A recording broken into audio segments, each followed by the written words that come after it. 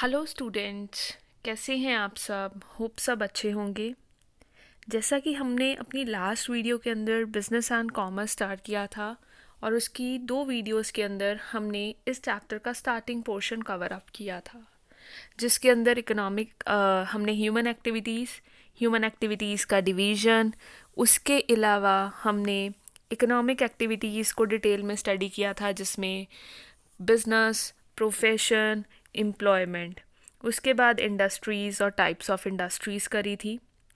आज के इस वीडियो लेक्चर के थ्रू हम इसी चैप्टर का जो रिमेनिंग पोर्शन है वो कवर अप करेंगे। तो चलिए करते हैं स्टार्ट। इस वीडियो के अंदर हम जो पढ़ेंगे वो है कॉमर्स। कॉमर्स के अंदर क्या क्या चीज़ें आती हैं, ठीक है। उसके अलावा कॉमर्स के अंदर हमारे पास 2 थिंग्स आती है का ट्रेड, एक है ऑक्सिलरीज ऑफ ट्रेड, उसको डिस्कस आउट करेंगे। उसके अलावा हम इसके अंदर कॉमर्स का स्कोप पढ़ेंगे और लास्ट में कॉमर्स की नेचर और हम इम्पोर्टेंस ऑफ कॉमर्स करके ये चैप्टर वाइंड अप कर देंगे। तो चलिए करते हैं स्टार्ट।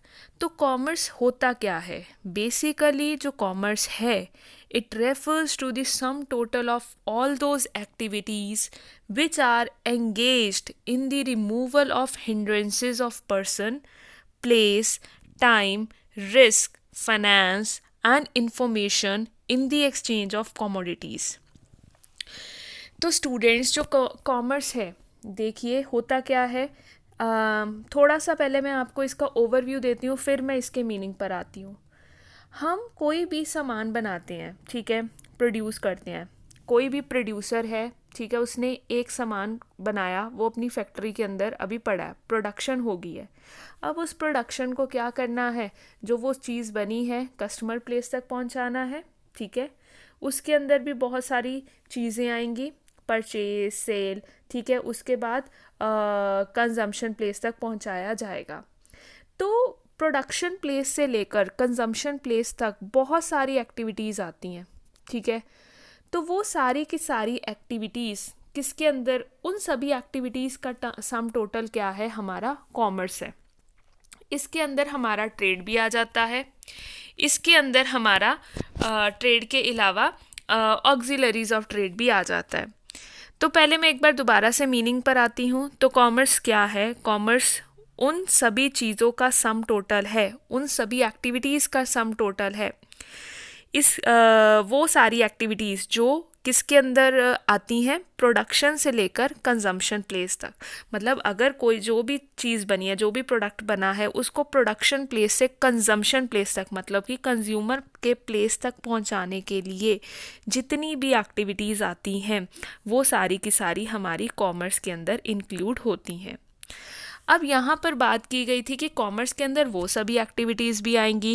अब आपको पता है बहुत सारी रुकावटें भी आएंगी। एक फैक्ट्री में सामान पड़ा है, उस सामान को किस तरह से कस्टमर प्लेस तक पहुँचाना है, किन के थ्रू पहुँचाना है, ठीक है, प्रॉपर टाइम पर पहुँचाना है। रिस्क भी आएगा, पैसों की प्रॉब्लम भी आएगी, लोगों तक इंफॉर्मेशन भी पहुँचानी है। तो ये सब चीज़ों का आप कह लीजिए समाधान भी कॉमर्स के अंदर आएगा।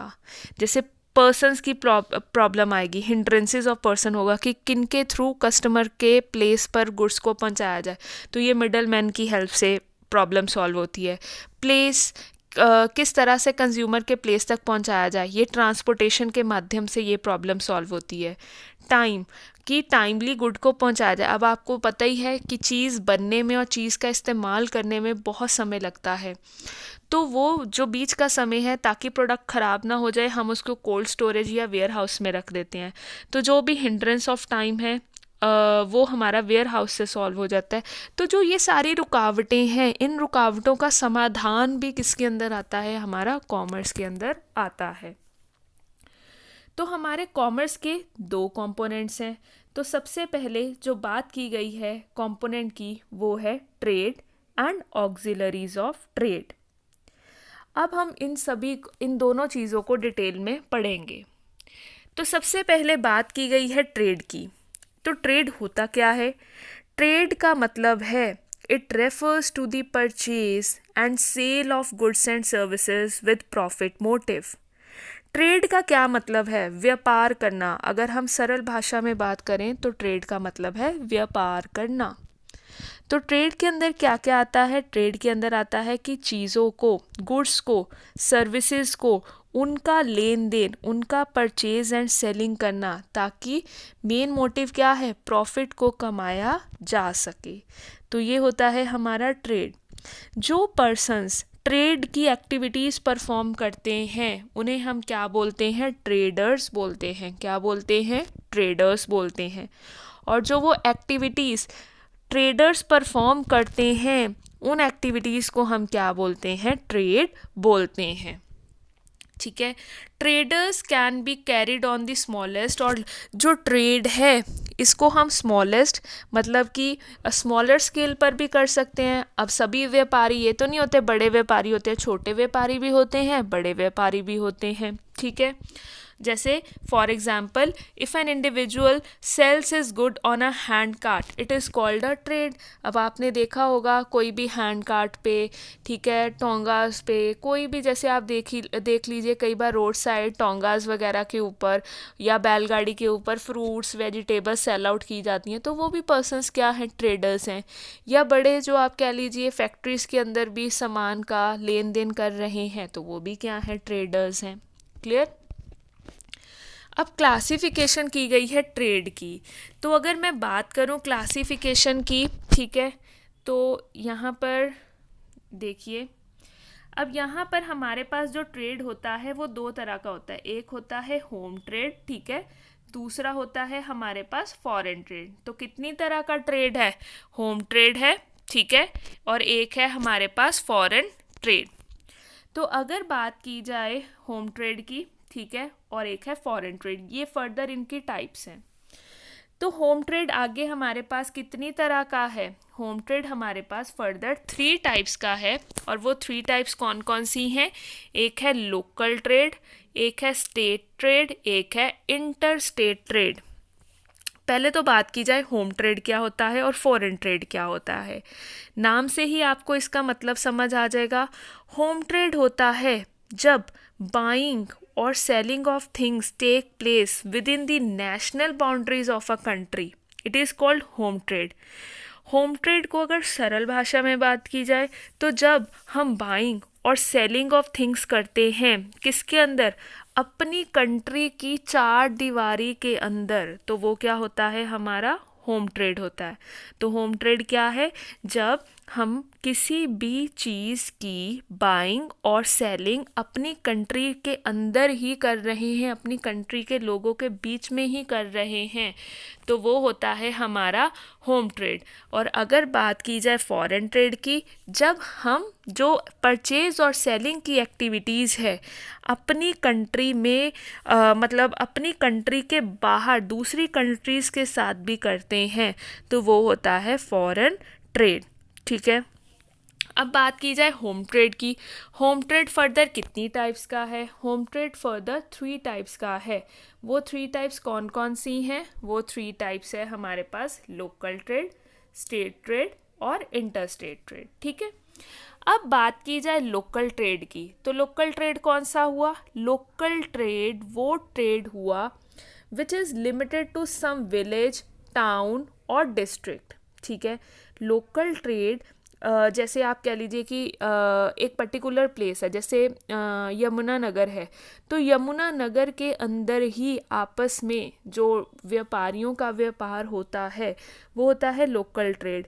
जैसे, और इसके अंदर बेसिकली जो ट्रेड के अंदर चीज़ें होती हैं वो होती हैं पैरिशेबल नेचर की, जैसे सब्जियां होगी, मिठाइयाँ होगी, दूध हो गया, वेजिटेबल्स हो गया। इनका ट्रेड आपको पता है कि शहर के बीच में शहर के लोग आपस में ही एक दूसरे से करते हैं, तो वो होता है हमारा लोकल ट्रेड। दूसरी बात की गई है स्ट्रेट ट्रेड की। स्ट्रेट ट्रेड का मतलब है जैसे यमुना नगर डिस्ट्रिक्ट का ट्रेडर अंबाला डिस्ट्रिक्ट के ट्रेडर के साथ क्या कर रहा है? ट्रेडिंग एक्टिविटीज़ कर रहा है, तो वो होता है स्ट्रेट ट्रेड। तो स्ट्रेट ट्रेड क्या हो गया कि स्टेट सेम ही है, हरियाणा ही है, बट आपस में डिफरेंट सिटीज़ के बीच में डिफरेंट सिटीज़ के ट्रेडर्स आपस में एक दूसरे के साथ लेन देन कर रहे हैं, तो वो हो जाएगा आपका स्टेट ट्रेड। और अगर बात की जाए इंटर स्टेट ट्रेड की, तो इंटर स्टेट ट्रेड कौन सा होता है, जब एक स्टेट से हम एक स्टेट दूसरी स्टेट के साथ क्या करती है, ट्रेडिंग एक्टिविटीज़ परफॉर्म करती है, तो वो होता है हमारा इंटर स्टेट ट्रेड। ठीक है, जैसे आप देख लीजिए कि हम हरियाणा का व्यापारी पंजाब के व्यापारी के साथ कोई भी काम कर रहा है, तो वो हो जाएगा आपका इंटर स्टेट ट्रेड। फर्दर इन्होंने हमें 2 और टाइप्स बताई हुई हैं, होलसेल ट्रेड और रिटेल ट्रेड की। तो होलसेल ट्रेड देखिए क्या होता है, होलसेल ट्रेड और रिटेल ट्रेड क्या है, अब इनके बारे में डिस्कस करते हैं। होलसेल ट्रेडर कौन होता है, जो प्रोड्यूसर से बल्क में चीज़ों को क्या कर लेता है, बाय कर लेता है। और रिटेल ट्रेड क्या होता है, जो छोटे छोटे व्यापारी रिटेलर्स होते हैं, दुकानदार जैसे आपने देखा होगा आसपास वाले, वो क्या करते हैं, होलसेल मार्केट में जाते हैं, होलसेल ट्रेडर से थोड़ी थोड़ी क्वांटिटी में, ठीक है, सामान को ख़रीद कर लाते हैं और आगे फर्दर कंज्यूमर्स को बेच देते हैं। तो इस तरह का व्यापार कौन सा कहलाता है, रिटेल ट्रेड। अब बात की गई थी फॉरेन ट्रेड की। फॉरेन ट्रेड आपको पता ही है, एक कंट्री का व्यापारी दूसरी कंट्री के व्यापारी के साथ जब व्यापार करता है, जब एक कंट्री की जुरिस्डिक्शन से बाहर हो जाता है ट्रेड, तो वो क्या होता है, आपका फॉरेन ट्रेड होता है। इसके अंदर हमारे पास 3 टाइप्स आती हैं, that is import trade, next is export trade and third one is entry port trade. अगर बात की जाए इम्पोर्ट ट्रेड की, इम्पोर्ट ट्रेड कौन सा होता है, सपोज़ इंडिया के अंदर हम सारे रह रहे हैं, हमने बाहर से कोई सामान क्या करना था, मंगवाना था। तो जैसे इंडिया पेट्रोलियम वगैरह आपको पता ही है, सारी गल्फ़ और मिडल ईस्ट कंट्री से बाय करता है, ईरान वगैरह से।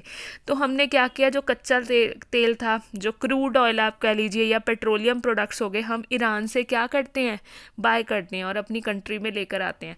तो जब हम किसी दूसरी कंट्री से अपनी कंट्री में सामान लेकर आ रहे हैं, that is known as import trade. ठीक है, नेक्स्ट इज़ एक्सपोर्ट ट्रेड।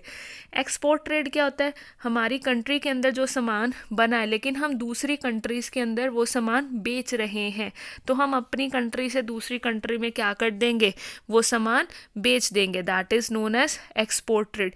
जैसे इंडिया देख लीजिए, कॉटन क्लोथ्स हो गए, टी हो गया, जूट हो गया, इनको फॉरेन कंट्रीज़ के अंदर क्या करता है, बेचता है, तो it will be a export trade for India. और एंट्री पोर्ट ट्रेड, ये बहुत न्यू है, एक बात ध्यान से सुनिए। एंट्री पोर्ट ट्रेड में क्या होता है, when a country imports some goods from another country and then exports the same goods to the third country, it is known as entry port trade. Suppose India है, उसने क्या किया, बाहर से कोई सामान इंपोर्ट किया और उसे थर्ड कंट्री को क्या कर दिया, एक्सपोर्ट कर दिया, तो वो कौन सा ट्रेड होता है, हमारा एंट्री पोर्ट ट्रेड होता है। ठीक है, अब देख लीजिए, कई बार कंट्रीज़ क्या करती हैं, जैसे इसमें मैं आपको एग्जांपल देती हूँ इंग्लैंड का। इंग्लैंड क्या करता है, साउथ अफ्रीका से सामान मंगवाता है, तो उसके लिए वो चीज़ क्या होगी, इंपोर्ट होगी। फिर अब उसकी कंट्री में वो सामान आ गया, फिर वो फर्दर क्या कर देता है, दूसरी यूरोपियन कंट्रीज़ में वो सामान को क्या कर देता है, बेच देता है, दैट मीन्स एक्सपोर्ट कर देता है। जो इस तरह का ट्रेड है जिसमें एक कंट्री मीडियोकर का काम करती है, ठीक है, तो उसके थ्रू ही इंपोर्ट हो रहा है, आगे फर्दर एक्सपोर्ट हो रहा है, इस तरह का जो ट्रेड होता है वो क्या होता है, एंट्री पोर्ट ट्रेड। क्लियर, ये तो थी हमारे पास टाइप्स किसकी, ट्रेड की। फर्दर है, आपको बताया था कॉमर्स के अंदर 2 कंपोनेंट्स होते हैं, एक कंपोनेंट को हमने डिटेल में डिस्कस कर लिया, दैट वाज ट्रेड। अब next is auxiliaries of trade. Auxiliaries का क्या मतलब होता है, ऑक्सिलरीज टू ट्रेड का मतलब है, it refers to all those activities which are undertaken to overcome the hurdles appearing in the way of trade. आपको जब मैंने इस वीडियो की इंट्रोडक्शन दी थी, तो तब मैंने बताया था कि बहुत सारी रुकावटें आती हैं जब भी आप सामान की क्या करते हो, ट्रेडिंग करते हो, तो उन हर्डल्स को रिमूव किसकी हेल्प से किया जाता है, ऑक्सिलरीज ऑफ ट्रेड की हेल्प से। तो चलिए, हिंड्रेंसेस का मतलब है रुकावटें, हर्डल्स, ठीक है। तो वो हर्डल्स कौन कौन सी हैं, जैसे हिंड्रेंसेस ऑफ पर्सन्स। अब आपको पता है कि हमारी कंट्री के अंदर किसी भी सामान को बनाने के जो प्रोड्यूसर्स हैं वो कम हैं, और कंज्यूमर्स, हमारे कंट्री की पॉपुलेशन बहुत ज़्यादा है तो कंज्यूमर्स भी बहुत ज़्यादा हैं। तो प्रोड्यूसर्स के लिए एक एक कंज्यूमर तक पहुंचना मुश्किल है। तो जो ये रुकावट है, जो ये हिंड्रेंसेस हैं पर्सन्स तक पहुंचने का, वो किसकी हेल्प से रिमूव हुआ है? मिडल मैन हो जाते हैं हमारे होलसेलर्स, रिटेलर्स, जिनकी सहायता से प्रोडक्ट हमारे कंज्यूमर्स प्लेस तक पहुंच जाता है। Next comes hindrances of place. अब देख लीजिए, फैक्ट्री सपोज दिल्ली में है, सामान पूरे इंडिया में बेचना है, तो जो भी आप कह लीजिए कि हिंड्रेंसेस ऑफ प्लेस है, आप कंज्यूमर्स तो सारी की सारी इंडिया के अंदर रहते हैं, तो उनके होम टाउन तक, उनके आप कह लीजिए जहाँ पर वो रह रहे हैं, उनके घर तक सामान को पहुँचाना। तो जो ये प्रॉब्लम है किसकी हेल्प से सॉल्व हुई है? ट्रांसपोर्टेशन और कम्युनिकेशन की सहायता से। Next comes the hindrances of time. अब आपको मालूम ही है प्रोडक्शन और कंजम्पशन में बहुत समय होता है। जैसे आप बात कर लीजिए विंटर क्लोथ्स की। विंटर के जो क्लोथ्स हैं, ठीक है, वो मैन्युफैक्चर हो जाते हैं गर्मियों में, ताकि सर्दियों में उनका सीज़न होता है तो लोगों की जो मांग है, डिमांड है, वो फुलफ़िल की जा सके। तो अभी जब उन विंटर क्लोथ्स प्रोड्यूस हुए और उनको इस्तेमाल करने में तो एक सीज़न का फ़र्क है ना, तो तब तक हमें वो कपड़े स्टोर करके कहीं ना कहीं तो रखने पड़ेंगे, नहीं तो आपको पता है ख़राब हो जाएंगे। तो हम क्या करेंगे, उनकी जो स्टोरेज है, जो भी ये टाइम का डिफरेंस आ रहा था, हिंड्रेंस ऑफ टाइम था, वो कैसे हमने सॉल्व किया है? वेयर हाउसेस बने जहाँ पर हम सामान को स्टोर कर सकते हैं। Next comes the hindrances of risk. अब आपको मालूम ही है कि हर चीज़ के साथ रिस्क जुड़ा हुआ है, ठीक है, कि रास्ते में एक्सीडेंट हो गया या किसी भी तरह से सामान ख़राब हो गया। तो जो हिंड्रेंस ऑफ रिस्क है, इस हर्डल को किस तरह से सॉल्व किया गया है आपको मालूम ही है। अब हर चीज़ का इंश्योरेंस हो जाता है, तो इंश्योरेंस की सहायता से अगर आपने सपोज़ आग लग गई या चोरी हो, आप हर चीज़ का इंश्योरेंस ले सकते हो। और अगर कुछ इस तरह की घटना घट जाती है तो इंश्योरेंस कंपनी आपको क्या कर देती है? पूरे का पूरा क्लेम दे देती है, जिसकी वजह से फाइनेंशियल लॉस जो है वो काफ़ी हद तक रिकवर हो जाता है।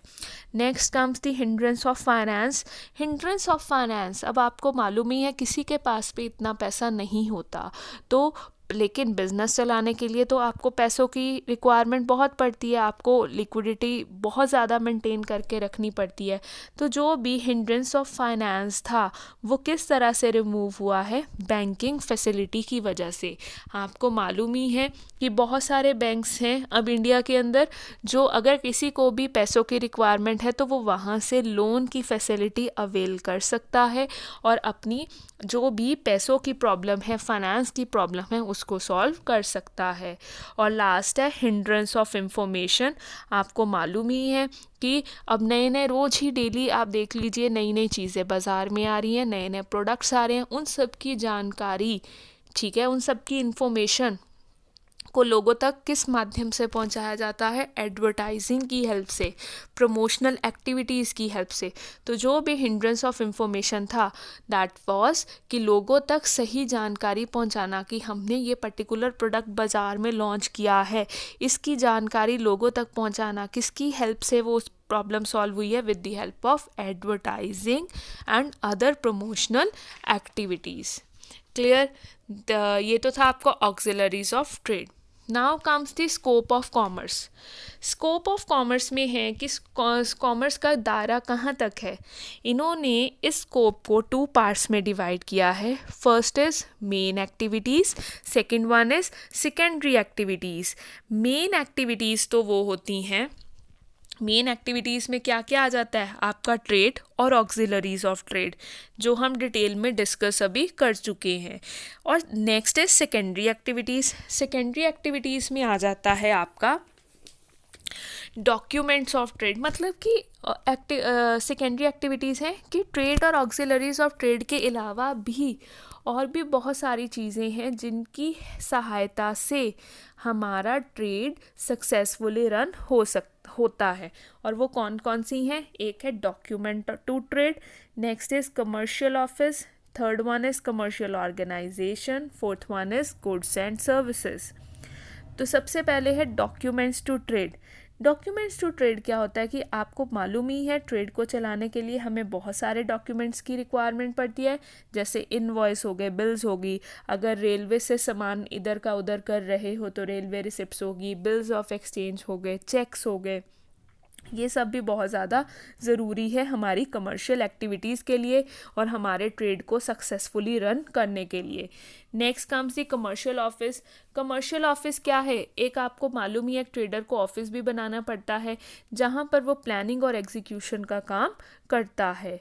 Next comes the commercial organisation. आप जो ट्रेडर है उसकी ऑर्गेनाइजेशन भी किसी प्रकार की होनी चाहिए। आपने अपने +1 के बिजनेस स्टडीज़ के अंदर ये चीज़ करी हुई है कि कौन कौन सी कमर्शियल ऑर्गेनाइजेशन हो सकती हैं। या तो आपका बिजनेस सोल प्रोप्राइटर हो सकता है, या आपका जॉइंट हिंदू फैमिली बिजनेस हो सकता है, जहाँ पार्टनरशिप हो सकती है, या कोऑपरेटिव एंटरप्राइजेस हो सकते हैं, या जॉइंट स्टॉक कंपनी भी हो सकती है। और last is goods and services. जितनी भी गुड्स एंड सर्विसेज हैं ये भी कॉमर्स के दायरे में आ जाती है। गुड्स के अंदर आ जाते हैं हमारे टेंजिबल गुड्स, जैसे शुगर हो गया, घी हो गया, सोप हो गया, टूथपेस्ट हो गया, ये सब। और सर्विसेज के अंदर क्या आ जाते हैं? Intangible benefits. सर्विसेज और गुड्स में यही डिफरेंस है, सर्विसेज इनटेंजिबल होती हैं, इनको आप देख नहीं सकते, सिर्फ महसूस कर सकते हैं। लेकिन बात की जाए गुड्स की, गुड्स होते हैं हमारे टेंजिबल नेचर के। और सर्विसेज के अंदर कौन कौन सी आ जाती है? जैसे होटल की सर्विस हो गया, हॉस्पिटल की सर्विस हो गया, इलेक्ट्रिसिटी की सर्विस हो गया, बैंकिंग की सर्विसेज हो गया, इंश्योरेंस कंपनी की सर्विसेज हो गई। क्लियर? ये तो था scope of commerce. Now comes the nature of commerce. Commerce की क्या नेचर है वो हम डिस्कस करेंगे। अभी जितना चैप्टर हमने कवर किया है वो सभी पॉइंट्स इसकी नेचर और इम्पोर्टेंस में कवर कर लेंगे, ठीक है। तो कॉमर्स क्या है? Commerce is the sum total of trade and aids to trade. आज की वीडियो स्टार्ट करने से पहले हमने यही सबसे पहले टॉपिक डिस्कस किया था कि कॉमर्स के कितने कंपोनेंट्स हैं? 2। एक है ट्रेड। ट्रेड क्या होता है? Selling and purchasing. और उसके अलावा aids to trade. Aids to trade क्या है? ऑक्सिलरीज ऑफ ट्रेड, ठीक है। तो अभी हमने ऑक्सिलरीज ऑफ ट्रेड भी करे थे, जिसके अंदर थी कि जो भी हिंड्रेंसेस थे, हर्डल्स थे, वो किस तरह से रिमूव किए गए। Next is commerce is needed after production. आपको पता है कि सामान को बना दिया तो वहीं तक सारी की सारी एक्टिविटीज़ ख़त्म नहीं हो जाती, उस सामान को कस्टमर प्लेस तक पहुंचाना मेन इज़ दैट। तभी तो जिनके लिए प्रोडक्ट बनाया गया है वो तभी इस्तेमाल कर पाएंगे। तो कॉमर्स की आवश्यकता कब पड़ती है? प्रोडक्शन के ख़त्म होने के बाद। नेक्स्ट इज कॉमर्स क्या है? कि इकोनॉमिक एक्टिविटी है। हमने स्टार्टिंग में ह्यूमन एक्टिविटीज़ पढ़ी थी। ह्यूमन एक्टिविटीज़ हमारे पास 2 टाइप्स की थी। वो टाइप्स कौन कौन सी थी? एक थी इकोनॉमिक एक्टिविटीज़, एक थी नॉन इकोनॉमिक एक्टिविटीज़। बात की गई थी इकोनॉमिक एक्टिविटीज़। इकोनॉमिक एक्टिविटीज़ वो एक्टिविटीज़ होती हैं जिनका मेन एम क्या होता है? Profit motive. तो कॉमर्स भी क्या है? एक इकोनॉमिक एक्टिविटी है, क्योंकि इसके अंदर भी जो मेन मोटिव है क्या है? Profit motive. Next comes commerce is related to exchange. Commerce क्या है? किसके रिलेटेड है? एक्सचेंज के रिलेटेड। इसका क्या मतलब है कि कॉमर्स के अंदर किन चीज़ों का अदला बदली होती है? गुड्स एंड सर्विसेज का एक्सचेंज होता है, ठीक है। Next is commerce create utilities. Commerce क्या चीज़ को क्रिएट करती है? यूटिलिटीज़ को क्रिएट करती है। यूटिलिटीज़ क्या होती हैं? यूटिलिटीज़ होती हैं आपकी सेटिस्फेक्शन, आपको सेटिस्फाई करने के लिए जो भी चीज़ों की ज़रूरत पड़ती है, कॉमर्स उन सब चीज़ों को क्रिएट करती है। जैसे आपने देखा होगा टाइम यूटिलिटी क्रिएट करती है, प्लेस यूटिलिटी क्रिएट करती है। Clear? Next is commerce has a quality of regularity. अब नेक्स्ट जो है वो क्या है? कॉमर्स के अंदर कौन सी क्वालिटी है? रेगुलरिटी। अब सबके दिमाग में क्वेश्चन होगा कि ये रेगुलरिटी का मतलब क्या है यहाँ पर?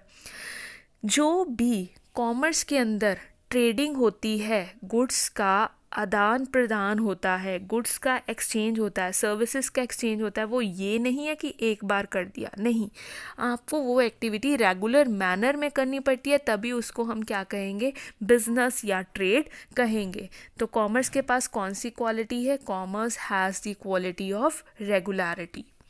Next comes the commerce is a profit generating activity. वो आप सभी को मालूम है, जो नेक्स्ट नेचर है कॉमर्स की वो यही है कि कॉमर्स क्या जनरेट करती है, प्रॉफिट जनरेट करती है। इसका मेन एम यही है, ट्रांजैक्ट मतलब कि ट्रेडर के लिए प्रॉफिट अर्न करना। नहीं तो कोई भी ट्रेडर कमर्शियल एक्टिविटीज़ परफॉर्म नहीं करेगा अगर उससे प्रॉफिट नहीं होगा। Next is commerce has a element of risk. आपको पता ही है कॉमर्स और रिस्क जो है दोनों गो हैंड इन हैंड। तो रिस्क एम्प्लॉयज़ क्या है, यहाँ पर रिस्क एम्प्लॉय है कि आपको सफिशेंट प्रॉफिट भी हो सकता है, इनसफिशेंट प्रॉफिट भी हो सकता है, लॉसेस भी हो सकता है। तो आपको अपनी मानसिकता, अपनी आप कह लीजिए माइंड सेट इस तरह का प्रिपेयर करना ही पड़ता है जब आप बिजनेस या ट्रेडर कर रहे हो कि इसमें लाभ भी हो सकता है, प्रॉफिट भी हो सकता है और नुकसान भी हो सकते हैं। Second last is commerce has an element of uncertainty of return. Commerce एक ऐसी एक्टिविटी है जहाँ पर जो रिटर्न है वो क्या है, कंप्लीटली अनसर्टेन है। People invest money in different commercial activities. देखो, लोग डिफरेंट कमर्शियल एक्टिविटीज़ में पैसा लगाते हैं ताकि इनकम को जनरेट कर सके, बट ये चीज़ निश्चित नहीं है कि आपको इतना रिटर्न मिलेगा ही मिलेगा। तो अनसर्टेनिटी ऑफ रिटर्न तो है ही है।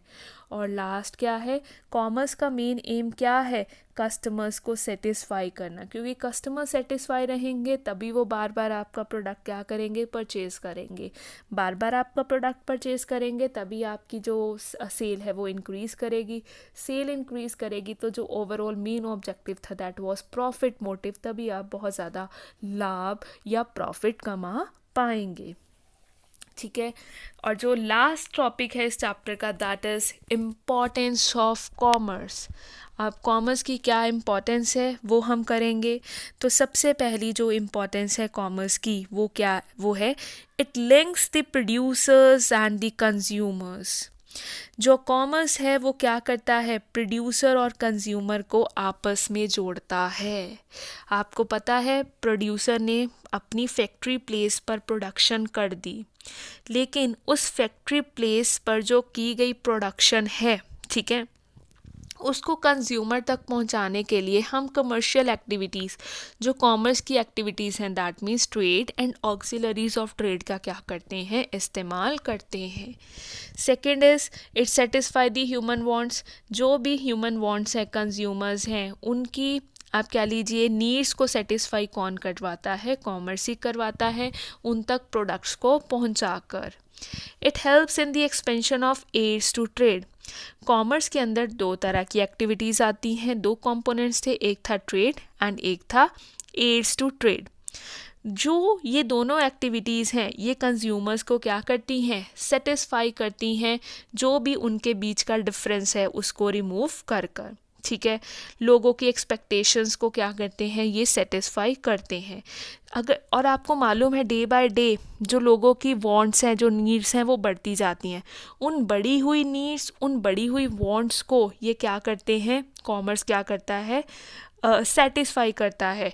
किसी भी तरह की रुकावट आए, हिंड्रेंस आए, और तो उसको रिमूव किस तरह से किया जाता है, उसका सॉल्यूशन कंज्यूमर्स को पहुंचाकर।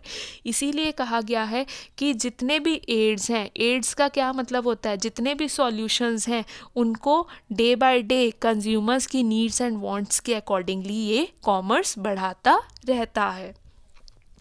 Next is it generates employment opportunity. Commerce एक ऐसा प्लेस है, ठीक है, ये ब्रिज करता है, एक तरह का पुल का काम करता है प्रोडक्शन और कंजम्पशन के बीच में। अब आपको पता ही है कि पूरे के पूरे कमर्शियल एक्टिविटीज़, प्रोडक्शन और ट्रेडिंग की एक्टिविटीज़ को रन करने के लिए हमें बहुत ज़्यादा लोगों की आवश्यकता पड़ती है, और इसलिए बड़े सारे ये नए नए रोज़गार भी क्या करता है, जनरेट करता है। तो जिससे काफ़ी लोगों को एम्प्लॉयमेंट अपॉर्चुनिटीज़ भी जनरेट होती हैं। लोगों का स्टैंडर्ड ऑफ लिविंग इंक्रीज़ होता है कॉमर्स की वजह से, क्योंकि ये बढ़िया बढ़िया क्वालिटी के प्रोडक्ट्स कंज्यूमर्स तक पहुंचाता है। जब कंज्यूमर बढ़िया क्वालिटी के प्रोडक्ट्स क्या करते हैं, इस्तेमाल करते हैं, तो उनका standard of living day by day rise करता है और इंडस्ट्रियल डेवलपमेंट को भी बढ़ावा देता है, ठीक है। अब आपको मालूम ही है कि हमारे इंडिया के अंदर जो भी गुड्स का डिस्ट्रीब्यूशन है, सर्विसेज का डिस्ट्रीब्यूशन है, वो कौन करता है, बाय कॉमर्स के थ्रू ही किया जाता है, ठीक है। और आपको मालूम ही है कि day by day variety of अगर कमर्शियल एक्टिविटीज़ बहुत अच्छे से रन होंगी तो नए नए प्रोड्यूसर्स भी क्या होंगे, अट्रैक्ट होंगे कि हम भी ट्रेडिंग का काम स्टार्ट करें ताकि हमें भी प्रॉफिट आए। तो दूसरे प्रोड्यूसर्स को देखा देखी और नए नए प्रोड्यूसर्स बाज़ार में आएंगे, जिसकी वजह से इंडस्ट्रियल डेवलपमेंट क्या होगी, इंक्रीज़ होगी। क्योंकि डिमांड को जनरेट करने का काम भी कौन करता है, कॉमर्स ही करता है। इंटरनेशनल ट्रेड को भी बढ़ावा देता है कॉमर्स, ठीक है।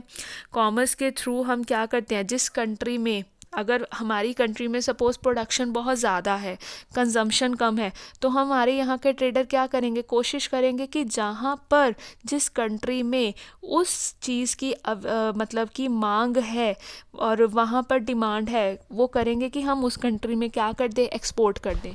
आपको मालूम ही होगा हमारी कंट्री से मैंगोज़ वगैरह बहुत ज़्यादा क्या होते हैं, बाहर एक्सपोर्ट होते हैं।